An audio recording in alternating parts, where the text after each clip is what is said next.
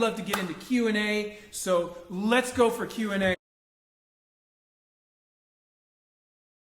Yeah, the first thing with almost anything, not just fugue, but the first question you're going to want to ask is, how does this theme work as a bass and a melody? Okay, so in this case, 3-2-1 is really not problematic in either case. It's very easy. So one of the first things I did is turn it upside down.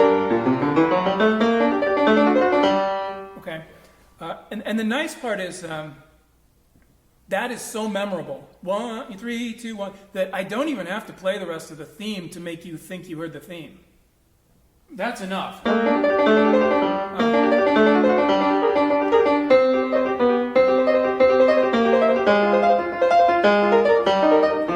So you can just keep doing that, and it sounds like the theme. So in that case, 3-2-1 is very, very easy. Where you get into trouble is the perfect fifth, because the perfect fifth inverts the dissonant fourth, as you know. Everything else inverts just fine, consonants to consonants, dissonance to dissonance. So this is why there's a tonal answer in fugue, is because these invertibilities don't always work out. So that's what you have to look out for. So if I start on scale degree 5, yeah, that's what I'm thinking. Right, okay. Thank you, Tony. I get up, to doing presentations. My mental library, like a tornado goes through it. I can't find anything. So in that case, 5/1 is no problem. Now, if I want to do that in the bass, that's a cadential situation. I can't just do that out of nothing. At least in like earlier styles where they're more strict about it. So I would have to think about, do I want to put that in the bass? And if so, what justification could I provide? So that's always the first question, especially in fugue, but really anything that's going to have a contrapuntal texture. How will you behave when the roles are switched? Very important. So you start getting a habit of mind where you start hearing tunes that way. Like years ago, I got really interested in palindromes, and they're so weird because they're so limited that they make a weird statement like taco cat, or whatever. And so it made me want to draw a picture. And so I made a book of illustrated palindromes. There's these nutty cartoons of the unlikely situations that arrive when things are forced to be palindromic, as one does. And so after a while, you develop this habit, which is not a great habit, but you see all words and you start searching for palindromes in them. Anyway, that's not a useful skill, and it is not recommended. But musically, looking for the invertibility.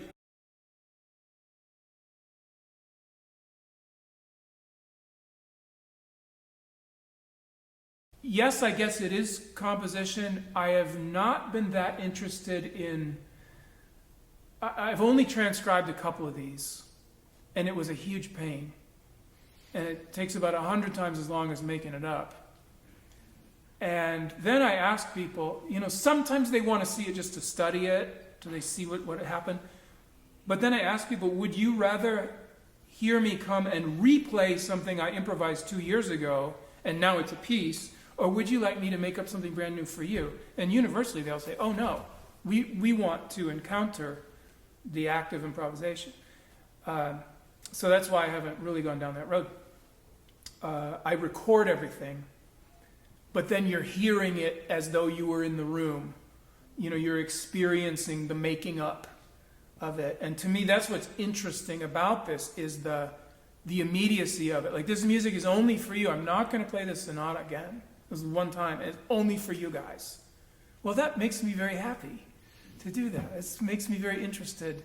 But now I don't want to go play it again. I want to explore something else.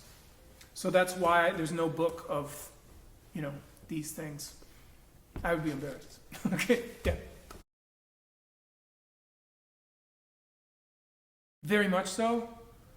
I don't now, but I have scraps of paper with fugue maps on them. And in my forthcoming book, I recommend this because I found it very helpful at the time.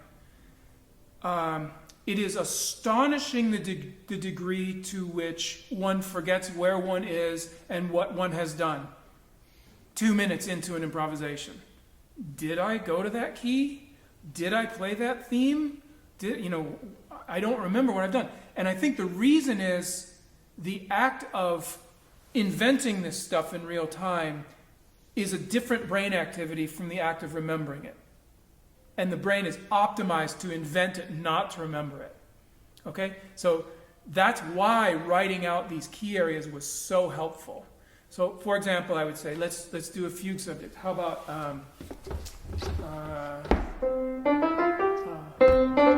no turns.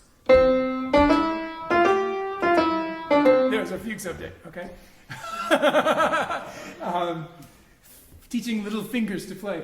And so I would write the subject out, and then I would say 3 voices, starting soprano, alto, bass, so descending for the exposition, modulate, make sure you touch on G major, put the subject in the bass, go to E minor, subject in the soprano, go somewhere else, put the subject, etc.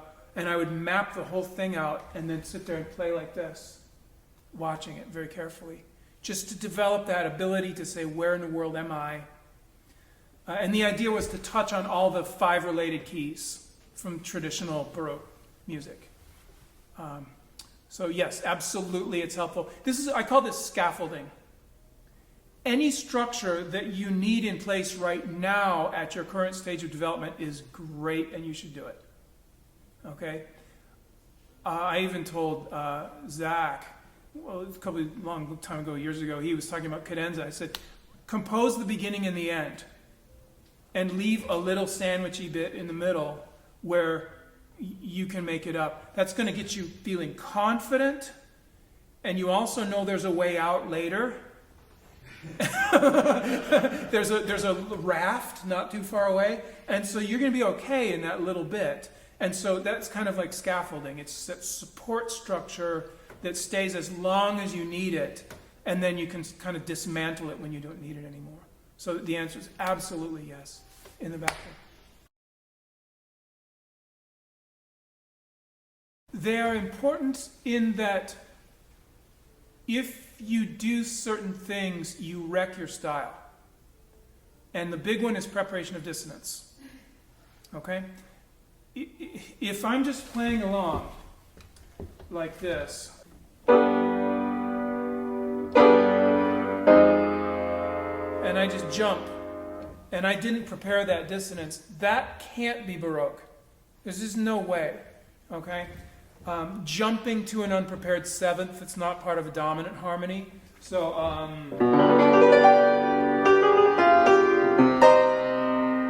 okay, that's very striking. And I either need to justify it as a bodacious appoggiatura, or not do it. So we were talking about this at the table the other day about preparing dissonances. They're going to be in every voice. They're going to be all over the place. How do you even keep track and have this kind of future sight of like, that note's going to become a dissonance in the future, and I have to prepare it now? How would one even begin? I could never do that. Fortunately, along with Parlamento, there are these things called, in German they call them Satzmodelle. Okay? You can call them schemata, voice leading patterns, whatever you want to call them. And there are basic voice leading patterns that occur over and over and over and over again.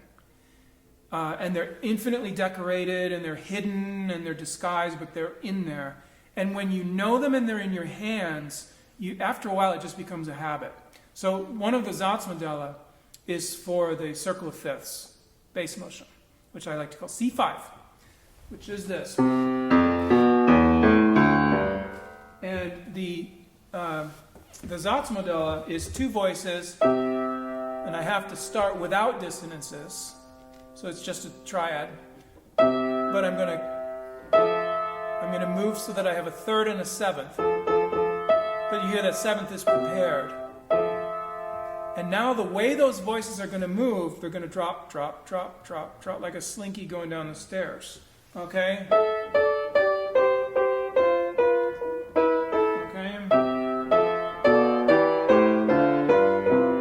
Okay? So that's the basic Satzmodell for that bass motion. And guess what? It's invertible.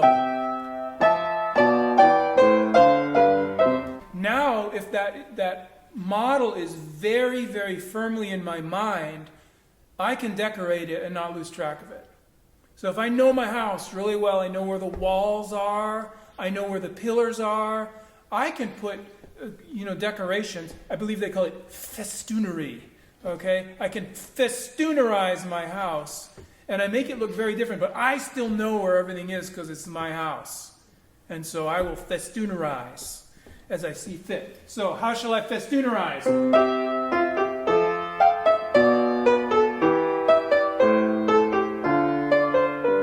Okay, or how about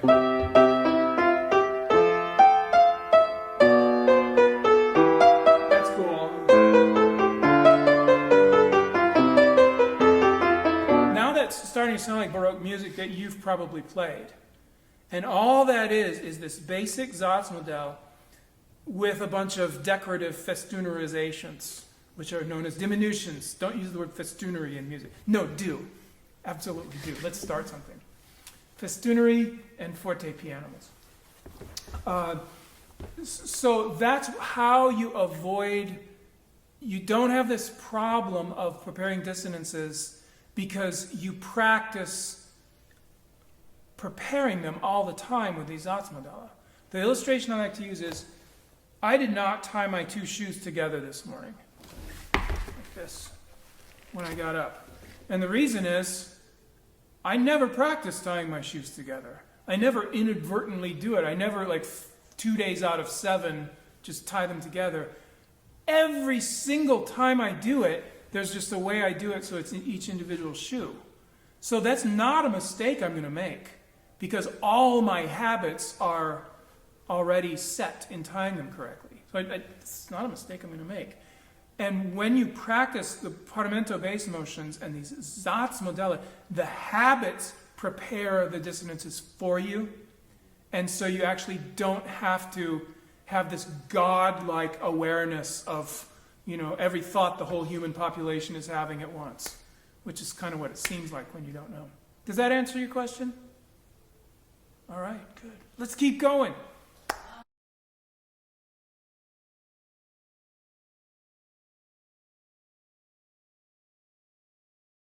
It's a great question. It's a great question. And I've kind of deliberately gone this way, one, because I'm having a great time, but also I'm kind of being a poster boy on purpose, in improvising the whole thing, not necessarily saying everybody should do this. Sooner or later, as we talked about, some 9-year-old in pigtails is going to come along and do it better than me, and that's when it's time to sit in my rocking chair. I jokingly say that. I do sort of look forward to being outshone by my own students. So anyway, I do look forward to being outshone, and people will certainly do it. However, I certainly wouldn't tell anybody you have to improvise everything. Fortunately, there are so many ways to sneak it in at whatever level you're ready to do. And as you guys are well aware, when you choose repertoire, what are you going to sound good in? You're going to sound good in stuff that fits you, and you got the technical chops for it, and you have the historical insight, and you have some performance experience, and it's easy. Because what you're good at is easy things. And when you choose a piece that is not a good fit for you, and there's reaches and things, and you can't deal with it, and it's hard, you sound rotten. Because you're bad at hard things. And I'm the same way. I'm good at easy things. I'm bad at hard things. So if you want to do this, you're going to find a way where it's easy. Okay? You're going to keep it limited, and it's going to feel easy. And then as those boundaries move, you can be more and more ambitious. But you can't do it if it's hard. If it's daunting, it doesn't work. So that's the number one rule, is things that are easy for you. Fortunately, there's preluding and there's cadenzas, and there's sfumatas, and there's all that great stuff. I just don't think it's, the only resistance is closed-minded people who don't want to see recitals change at all. Like, that's the resistance, is faculty who would have a heart attack if somebody played 2 extra notes in an ornament that wasn't approved by the committee. Okay? And everybody's fear that every note Beethoven wrote is magic and is from God, and if I just even play an A flat that's unauthorized, it is an abomination somehow. Well, was that my A flat, or was that an A flat I got from a score of Beethoven? You can't tell. There's no difference, okay? So anyway, I would say be of good courage and find cool ways to do it. I think preluding is one of the best ways. Well, the reason they have more options for reharmonizing is because the conception of dissonance is different. The 7th and 9th, maybe even the 13th and 11th, I mean, everything's kind of consonant. And so, if you want to, now you don't just have to say this note must be the root 3rd or 5th. And so I have 3 choices. Now it can be anything of the chord, right? Yeah. And so that's why they get away with it. I mean, usually I just look to the literature for ideas, go to the parallel key, put it in the bass, play with meter. Can you make a little fugue out of it for 8 measures? There's just basic strategies that are used over and over again. And often those are enough to get you through. So, à vous diriger, maman.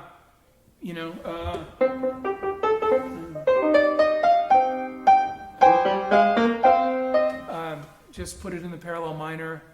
So there's not as much you can do, but there are other things, imitation and so on, that jazz would not do. It's like at parties. My students one time were like, "We will rock you." So what you have to do, you have to raise the leading tone. Otherwise, you have this modal thing that I don't know what to do with that. That's even beyond Froberger. We're in deep trouble there. Also, the syncopation won't work. That will be really difficult. So you have to make it sound almost churchy, and then you can do a fugue on it.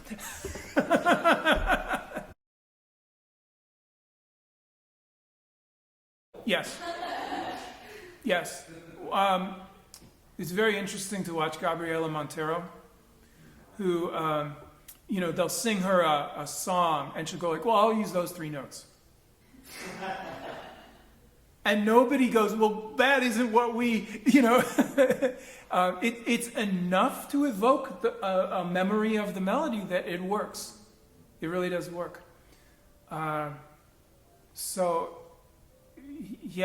you do have to be very, very careful. Often, and my other, my fugue friends, I think all of us will sort of sit and ponder a subject for a little while. Because again, bass, it has to be a bass, it has to be an upper voice. What about the relative version of it? Does it produce augmented intervals when you put it in the relative minor? Does it lose something really important when you put it in the relative major? Like, how are you going to adjust to all of that? So typically, the very on-the-spot fugue subjects are going to be intervallic things that are very well known. So,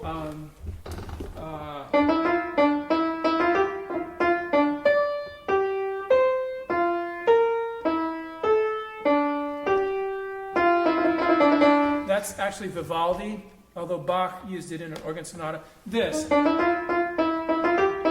Well, that's going to be what we call a TDO, which is tonic dominant oscillation, because that scale degrees 1, 2, 3, and you can handle that just by doing that or like that. So that's no big deal because it's very close to home. And after that, it's circle of fifths. Okay? it's so out there, like in the open, you know, this is my fugue subject, everybody. It couldn't be more obvious what that's supposed to be. I mean, he should. That would make it a little more hidden, but not much. So in that case, I love subjects like that because it's already done. Okay. Likewise, you have to know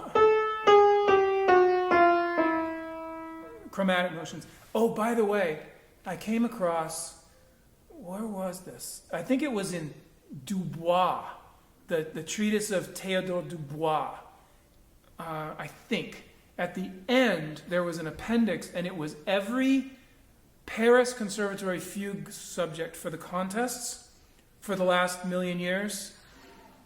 This is the one where they come in the room and they have all day and a pen and a subject, and they have to write it in open score. And then the Prix de Rome, the Rome Prize, all the subjects. And I was very interested to see, like, what, like, could I do it? Could I pass? And one, they're not very keyboard friendly. They don't have a lot of like cool active figuration. They tend to be long notes. They tend to have very specific contrapuntal DNA embedded in them. So, well, if that's a bass, that's going to be a crucifixus.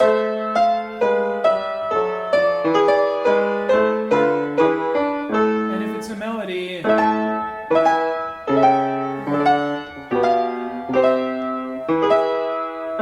it's totally different as a melody. Then you have to know those two things to do it. So chromatic looks really scary, but actually they would have studied all of it and they'd be ready for it. Okay. Thanks, guys. Thank you. See you in a little while. Thank you.